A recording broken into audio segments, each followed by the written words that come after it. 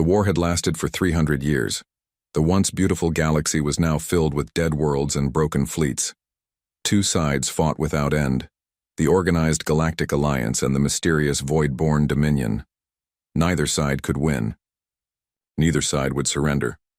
Commander Lisa Blackwood stood alone on the observation deck of the Alliance ship Resilient Dawn.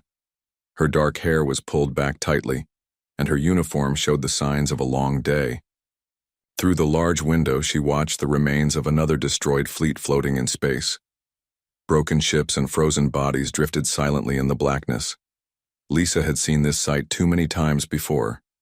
She remembered when she first joined the Alliance forces 20 years ago. Back then, she believed they would win the war soon. Now she only hoped they wouldn't lose completely. "Commander?" a voice called from behind her. Lisa turned to see Lieutenant Frank Garrison. The young officer looked tired, with dark circles under his eyes. No one slept well these days. "What is it, Lieutenant?" she asked. "We picked up a strange signal," Frank said. "It's coming from outside known space. Science Officer Wells says you need to see this right away." Lisa nodded and followed Frank through the ship's corridors. Crew members moved quickly, performing their duties with practiced efficiency. Everyone knew that standing still too long meant death in this war. They reached the command center, where screens covered the walls showing maps of nearby space.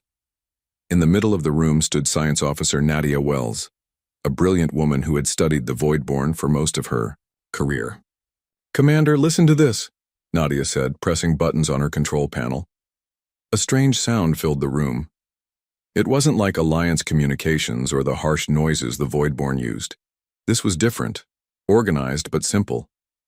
"What am I hearing?" Lisa asked. "It's a message," Nadia explained.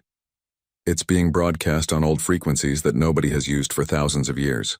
Our translation systems barely recognized it. Can we understand what it says?" Nadia nodded.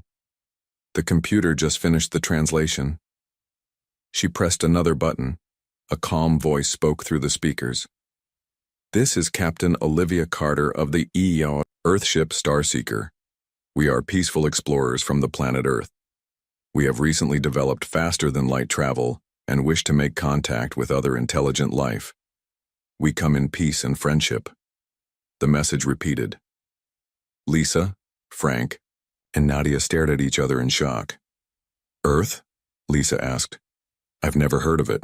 "It's not in any of our records," Nadia confirmed. "They must be from the uncharted regions beyond the Perseus Arm." The door to the command center opened, and Admiral Gerald Hudson entered.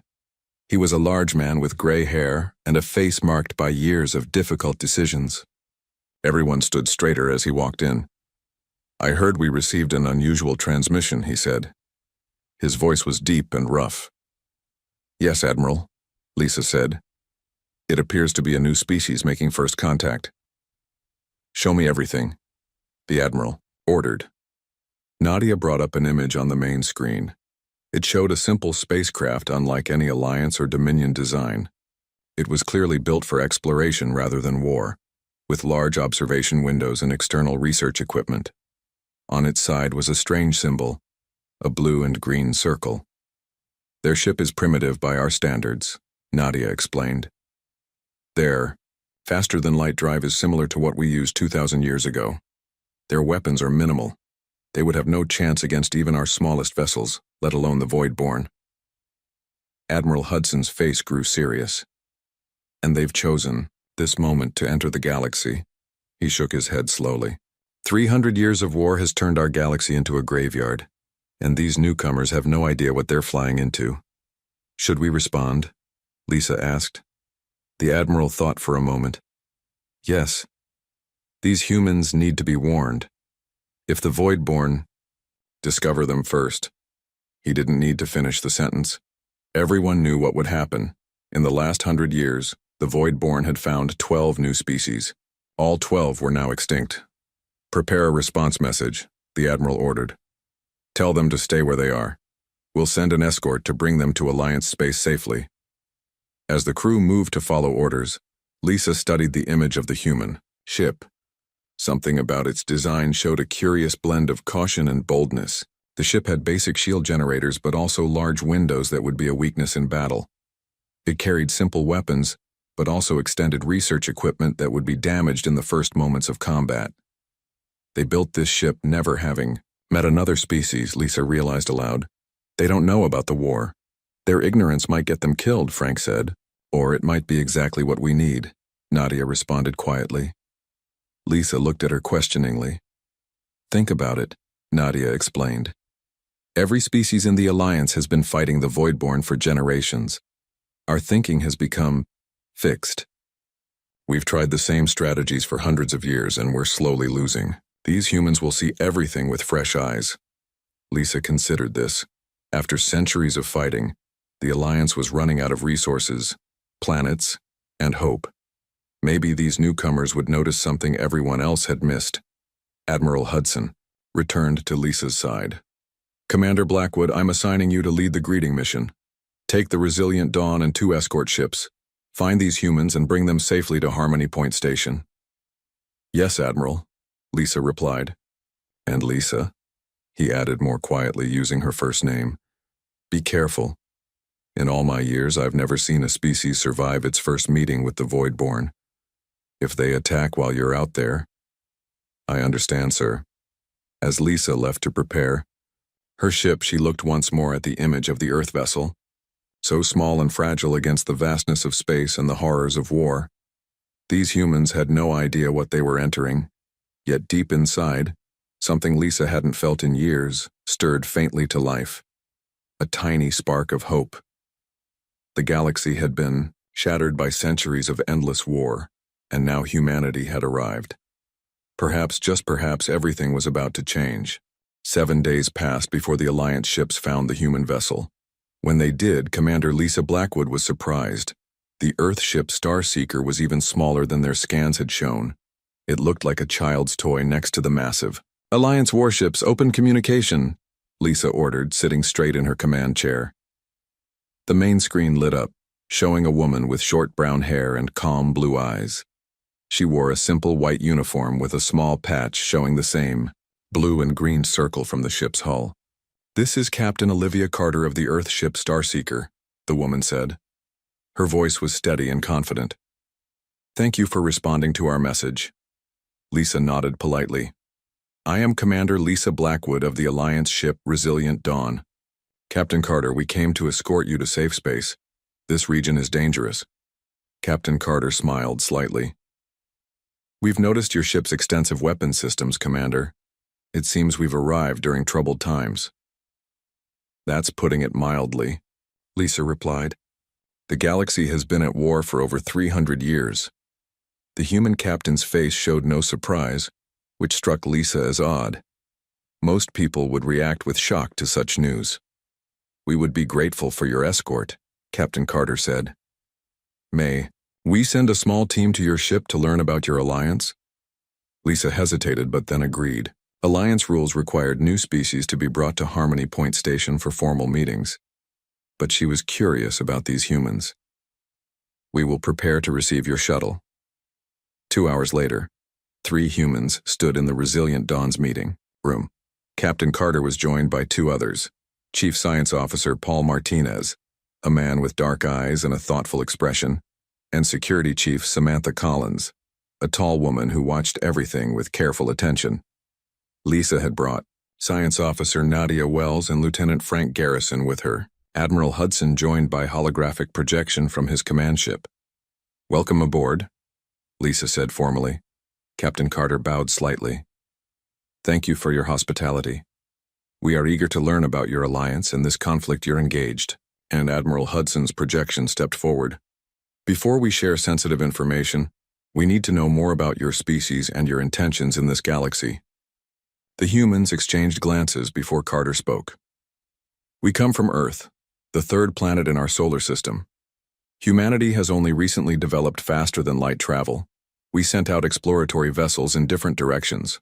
The Starseeker was assigned to this galactic sector. And you have no prior knowledge of either the Alliance or the Voidborn? Nadia asked. None, Paul Martinez answered. This is our first contact with non-human intelligence. Lisa studied the humans carefully. Something felt off about their story. They seemed too calm, too prepared for meeting aliens. First contact. Should be shocking. Overwhelming. These humans acted as if they had done this before. Tell us about this war, Security Chief Collins requested. Admiral Hudson sighed deeply.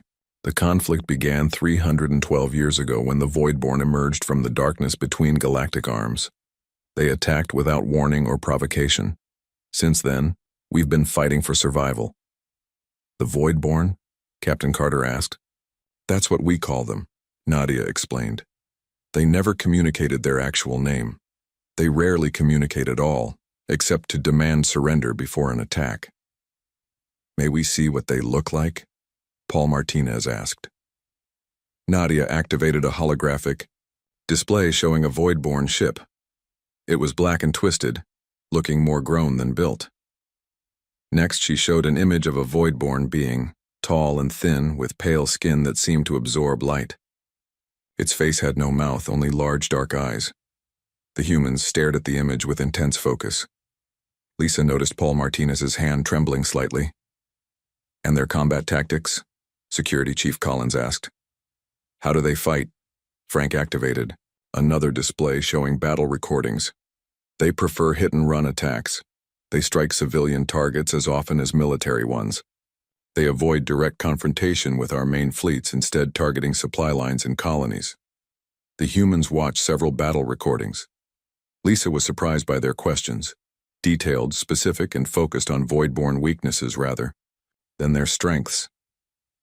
You said this war has lasted 300 years, Captain Carter noted. That's a very long time for a conflict to continue without resolution. Admiral Hudson's expression darkened. We've lost over 600 worlds, trillions dead. The only reason the Alliance still stands is because we control more territory than they can conquer quickly. So it's a war of attrition, Security Chief Collins said. Yes, Lisa replied, and we're losing, slowly but surely. The meeting continued for hours. The humans requested access to Alliance historical records, technical specifications, and battle reports. Admiral Hudson was reluctant but eventually agreed to limited access. The galaxy was desperate, and these newcomers might provide fresh perspectives. 3 days later, the ships arrived at Harmony Point Station. The massive space station served as neutral ground for diplomatic meetings. Its defense systems were among the strongest in Alliance space. As Lisa walked with Captain Carter toward the diplomatic quarters, she finally asked the question that had been bothering her. Your people are taking all this remarkably well, she said. Most species panic when they learn about the Voidborn. Some refuse to believe the threat until it's too late. Captain Carter was quiet for a moment. Commander Blackwood, humanity has a long history of conflict. War is not unfamiliar to us. But this scale of war, entire planets destroyed, species wiped out. The scale is different, Carter admitted, but the nature of conflict remains the same. Lisa stopped walking. What aren't you telling me, Captain? Carter's blue eyes met Lisa's. Your admiral mentioned that the Voidborn emerged from between galactic arms. Did you ever wonder why they were there? Or why they attacked without provocation? Before Lisa could answer, an alarm blared throughout the station. Frank's voice came through her communicator. Commander, Voidborn ships detected approaching the station. Captain Carter didn't look surprised. It seems we'll have our first encounter with your enemy sooner than expected. We need to get to the command center, Lisa said urgently. As they hurried through the station's corridors, Lisa noticed that none of the humans looked frightened. Captain Carter's face showed concentration. Paul Martinez appeared eager. And most disturbing of all, Security Chief Collins looked almost satisfied. These humans were strange indeed. And Lisa couldn't shake the feeling that they knew more about this war than they were sharing. The command center of Harmony Point Station buzzed with urgent activity. Display screens showed 7 Voidborn warships approaching.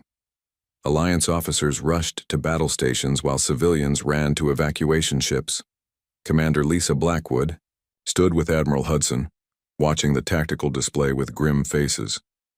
The station's defenses were strong, but not strong enough for this many void-born ships. Status report, Admiral Hudson demanded. 7 void-born vessels on approach, an officer replied. 2 heavy destroyers, 5 support craft. Estimated time to weapons range, 16 minutes. How many civilian ships can we evacuate in that time? Lisa asked. Maybe half, the officer said quietly. Admiral Hudson's face hardened. Launch all fighter squadrons. The resilient Dawn will move to intercept the void-born fleet. Lisa turned to him in shock. Admiral, that's suicide. It will buy time for more evacuations, Hudson replied firmly. Captain Olivia Carter and her human team had been watching silently from the side of the room. Now Carter stepped forward. Admiral, we might be able to help, she said. Hudson gave her a disbelieving look. With all due respect, Captain, your vessel would be destroyed in seconds. Not with our ship, Paul Martinez clarified. With yours. Carter nodded. Let Chief Martinez access your defense systems and allow Security Chief Collins to advise your weapons officers. Admiral Hudson hesitated. With thousands of lives at stake, he had little to lose. Make it quick. Paul Martinez moved immediately to a control station. His fingers flew across the unfamiliar Alliance interface with surprising skill. Meanwhile, Samantha Collins spoke rapidly to the weapons officers, who looked confused but followed her instructions. Lisa watched with growing curiosity. What are they doing? She asked Nadia, who was observing Martinez's work. He's reconfiguring our shield harmonics, Nadia said, sounding puzzled, making them fluctuate in an irregular pattern. Across the room, Collins was explaining something to the weapons team. Your firing sequences follow predictable mathematical patterns, she told them. The Voidborn have likely analyzed these patterns. We need to make them random. Random? The lead weapons officer asked. Yes, Collins replied. Humans are actually very good at creating true randomness. Let me show you. As the Voidborn ships drew closer, the resilient Dawn moved to intercept, its systems now modified according to the humans' suggestions. The station's remaining defenses were also reconfigured. Voidborn fleet and weapons range in 30 seconds, an officer announced. Admiral, Hudson turned to Carter. I hope your people know what they're doing. Carter's expression remained calm. So do I. The lead Voidborn ship fired first. Brilliant energy beams lanced toward the resilient Dawn. Everyone expected the shields to fail immediately under such an assault. Instead, they fluctuated wildly, causing most of the energy to dissipate in unexpected ways. Shields holding at 78%, an officer reported, sounding shocked. Return fire, Hudson ordered. Use Collins' targeting sequence. The Alliance weapons fired in the seemingly random pattern Collins had provided. The shots struck the Voidborn ship in unusual places, not the obvious weak points they would normally target, but junctions and connection points that no one had considered important before. The Voidborn ship shuddered visibly.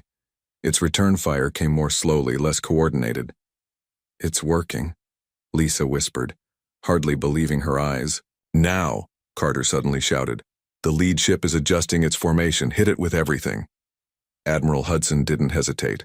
All weapons, fire on the lead vessel. The combined firepower of the resilient Dawn and the station's defenses struck the Voidborn flagship simultaneously. For a moment, nothing happened. Then fractures appeared along its black hull. Light poured from the cracks, growing brighter until the entire ship erupted in a blinding explosion. The command center fell silent in shock. In 15 years of fighting, Lisa had never seen a Voidborn heavy destroyer destroyed so quickly or efficiently. Even more surprising, the remaining Voidborn ships began to retreat. This too was unprecedented. The Voidborn never retreated. They fought until destruction. As the enemy ships disappeared from sensors, Admiral Hudson turned to the humans. His expression mixed disbelief with newfound respect. How? He asked simply. How did you know their shields would be vulnerable to fluctuating frequencies? How did you know random firing patterns would confuse their defenses? How did you know when their flagship would shift position?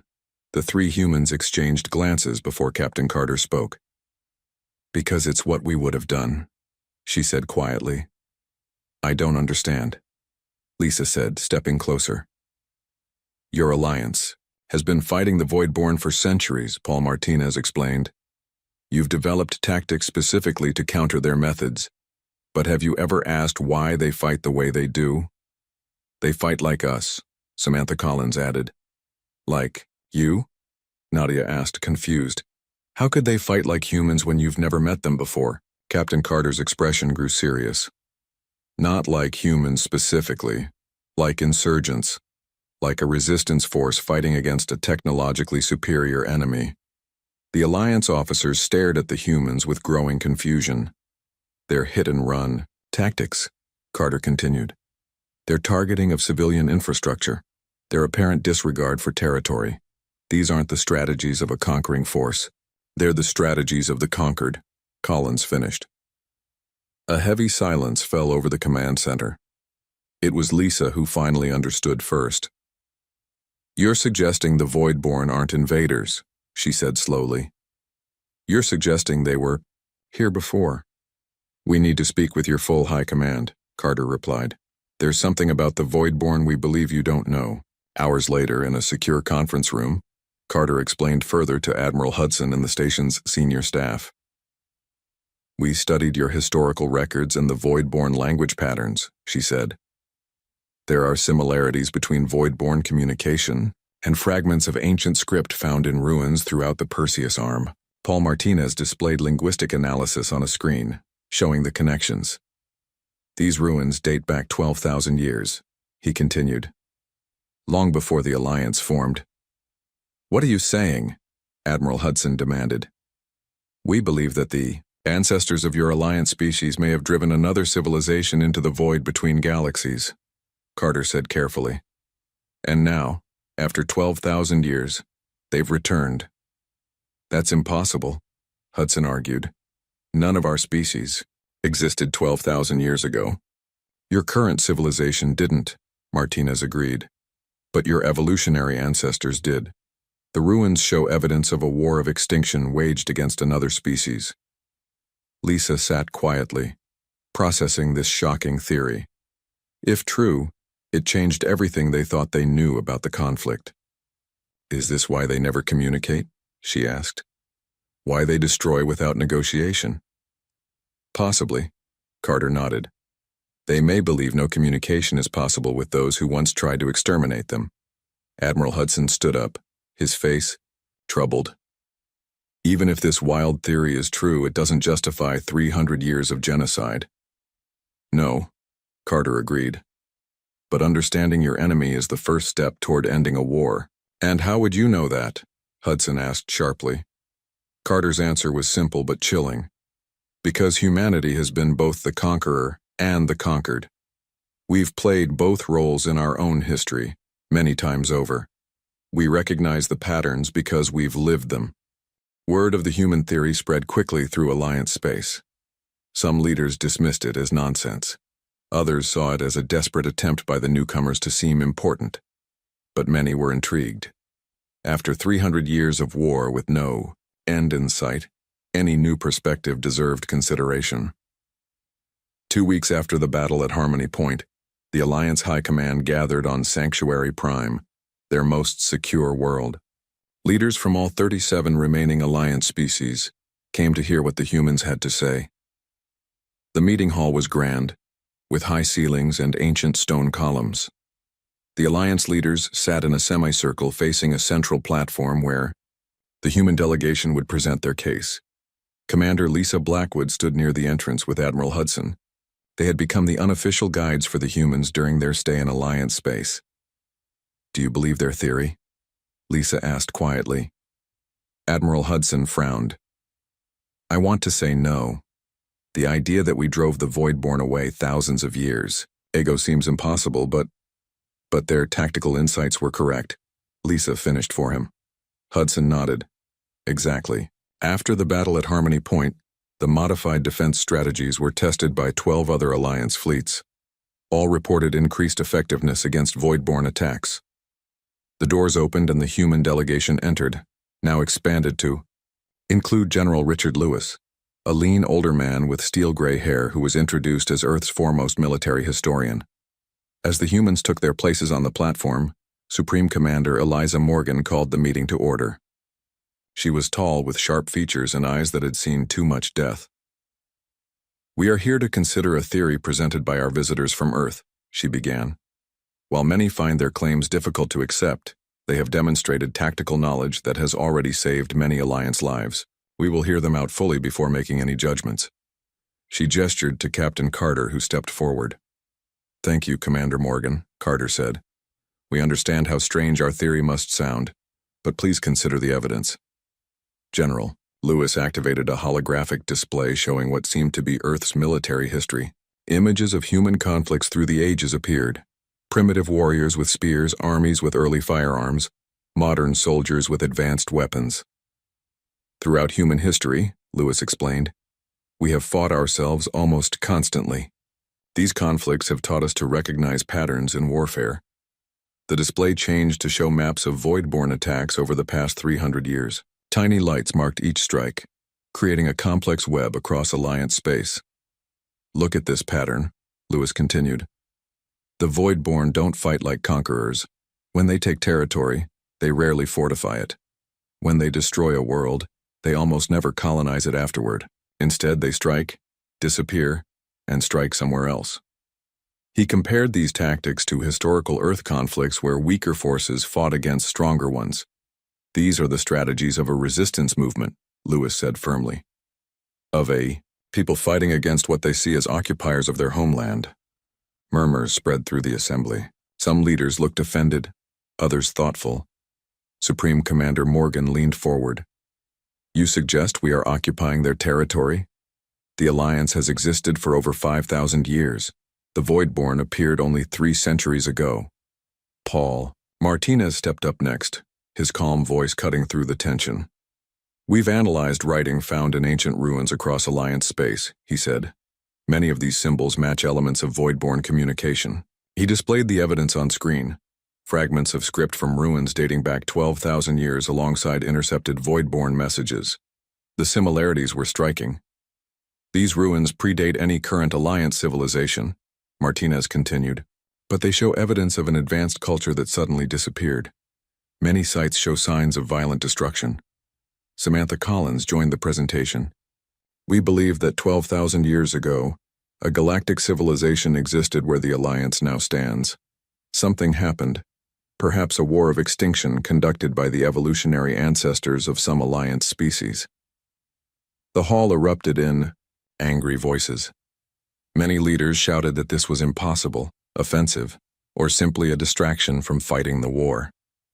Admiral Hudson stood up, his commanding presence silencing the crowd. "I've fought the Voidborn for 40 years, he said solemnly. "I've seen worlds burn, I've watched billions die. Nothing could justify such slaughter." "We agree," Captain Carter said quickly.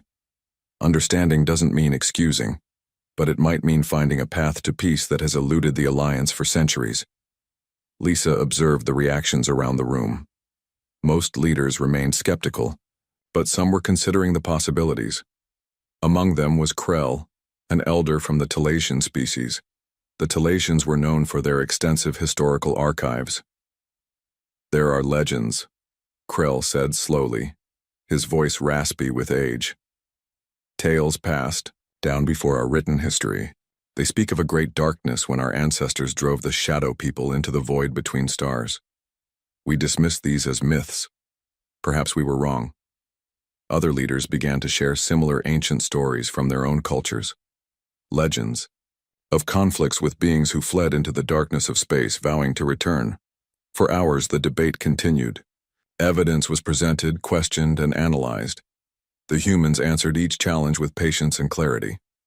Finally, Supreme Commander Morgan raised her hand for silence. Her face showed the weight of a difficult decision. "If there is even a small chance the humans are correct," she said, "we must investigate. I propose a bold mission, an expedition into Voidborn territory under a flag of truce, carrying evidence of this ancient connection and a proposal for negotiation." Many leaders objected immediately. Such a mission would be suicide. The Voidborn had never shown interest in communication before.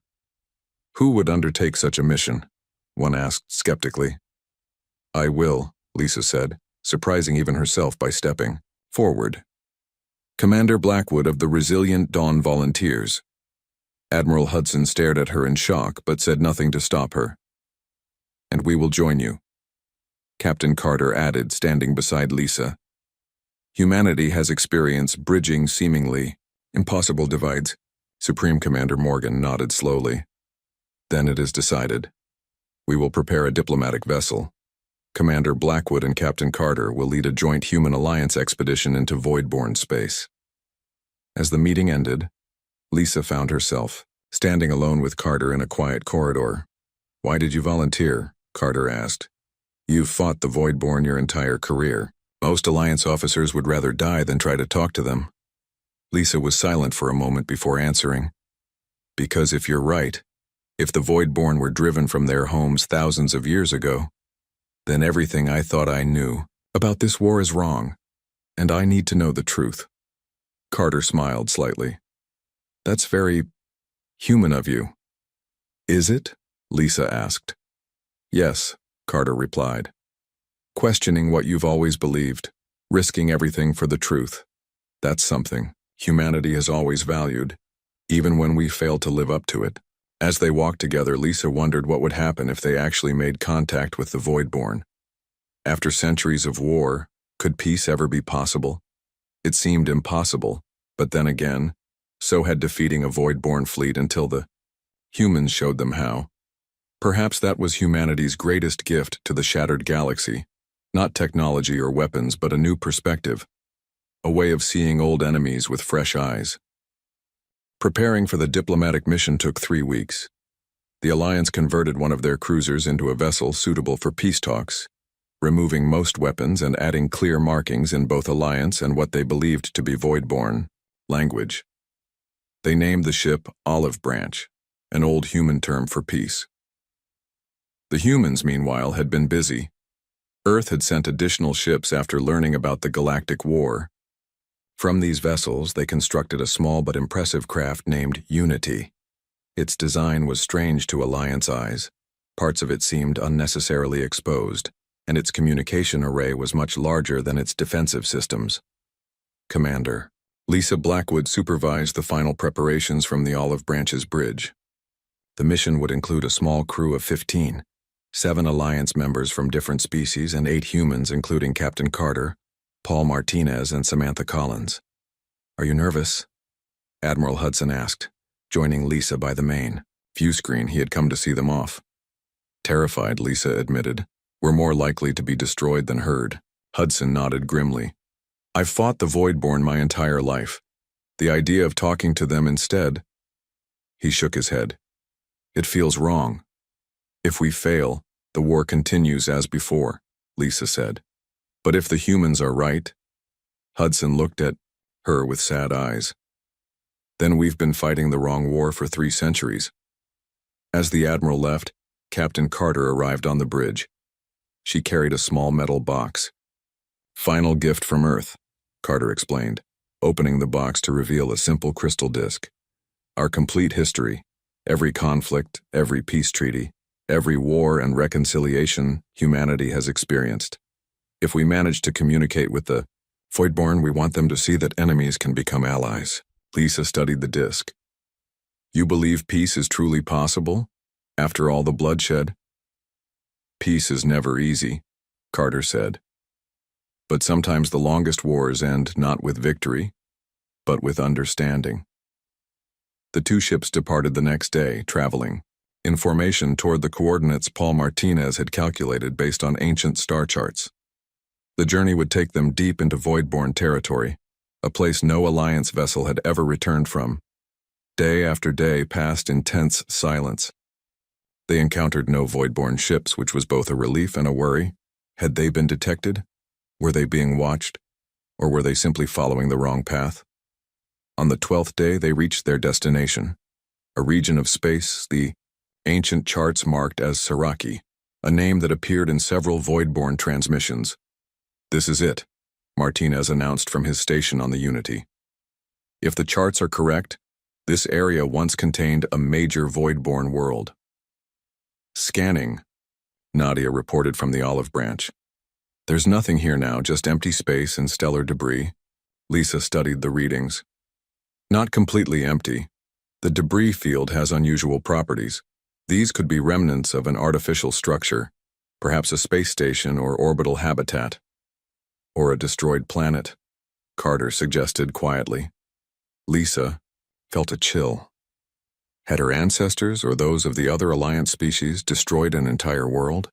The thought was horrifying. Begin broadcast, she ordered.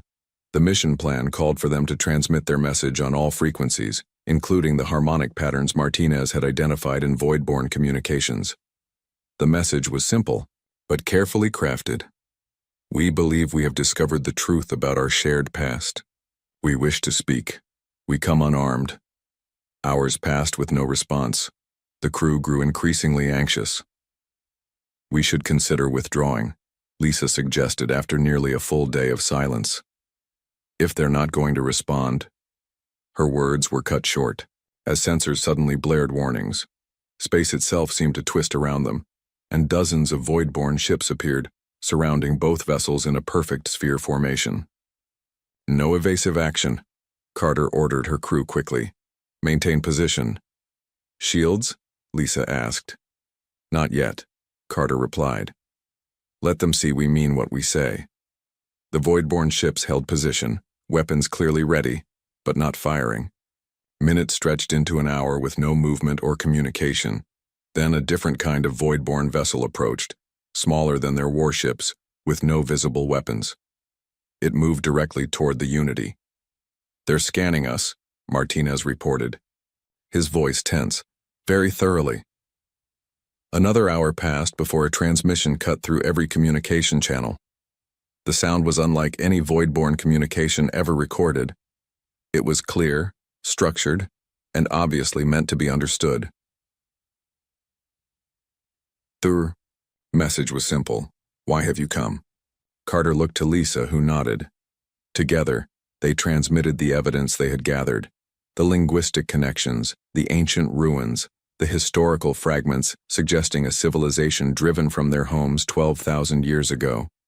They ended with a proposal, a meeting between representatives of all three groups, Alliance, human, and void-born, on truly neutral ground. More silence followed. The small void-born vessel remained motionless near the Unity. The surrounding warships maintained their position. Finally, a new message arrived. We will send one to speak. A shuttle detached from the small void-born vessel and approached the Unity. The humans prepared their docking bay while the Alliance crew watched anxiously from the olive branch. The being that emerged from the shuttle was unlike any void-born seen before. It moved with fluid grace, its body seeming to shift between solid and shadow. A translation device hovered before it. I am voice, the being announced through the device. I speak for the remembered. You call us void-born. Captain Carter stepped forward. I am Olivia Carter of Earth. This is Commander Lisa Blackwood of the Alliance. The void-born being studied them both, its large, dark eyes unreadable. For 12,000 years we remembered. For 12,000 years we prepared. We returned for justice, not reconciliation. Yet you haven't destroyed us, Lisa observed. You could have annihilated both ships immediately. Curiosity, the being replied. Your kind has never sought to understand. These new creatures, these humans, they recognized what you could not. Carter stepped forward. On Earth, we've learned that cycles of vengeance only end when someone chooses a different path. The Alliance of today isn't responsible for crimes committed 12 millennia ago. Should that matter? The void-born representative asked. Yes, Carter replied simply. Justice without mercy becomes merely another form of oppression. The being was silent for a long moment. We will consider your words. Return to your territory. If we decide to speak further, we will contact you. It wasn't peace. It wasn't even a ceasefire. But for the first time in 3 centuries, it was hope.